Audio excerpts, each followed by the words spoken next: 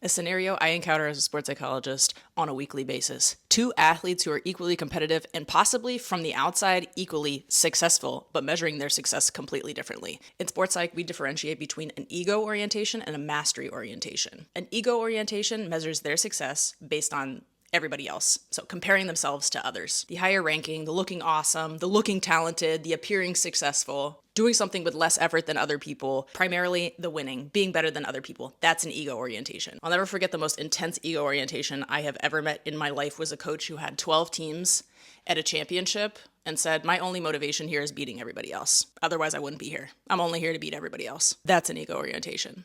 A mastery orientation asks, am I getting better? Have I actually made progress since my last training session? Have I made progress since my last competition? Have I been able to execute my skills easier?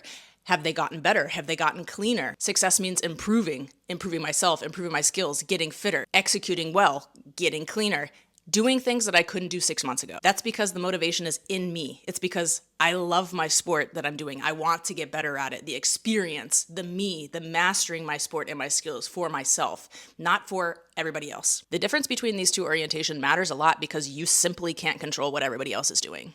So a mastery orientation is the only one that is focused on you. An ego orientation is always going to compare. It's likely going to make you miserable unless you're winning. It's always going to make you look at and compare yourself to everybody else, and it's not going to focus on you. You're going to struggle with presence, being in the present moment and actually enjoying yourself, remembering why you do this, and even remembering the moment that you were competing. You might get out afterwards and be like, so what actually happened? Because the only thing that matters to you was doing things perfectly enough to get on the scoreboard above everybody else, which again, you can't control. You can only control doing your best and getting better every day. So how do you know which one you are? Well, think about a bad competition. If your first thought is everybody saw that I'm terrible and that I'm not good enough and that was just miserable and oh my God, how embarrassing, it could be that you're struggling with an ego orientation. If the question is more, wow, what happened and what do I need to improve, even there, if there's a bit of shame and embarrassment around that, that's most likely mastery talking because you're, again, orienting based on your skills. What do I need to work on now? What was good? What was not good? What's the path forward? Again, this matters because you can't control what everybody else is doing and you simply can't control if somebody else is better than you right now. If your confidence depends entirely on comparison or on winning, especially highly competitive sport, gets difficult very quickly. Mastery gives you somewhere to go when you lose. You can still want to win. You should also want to win. You should also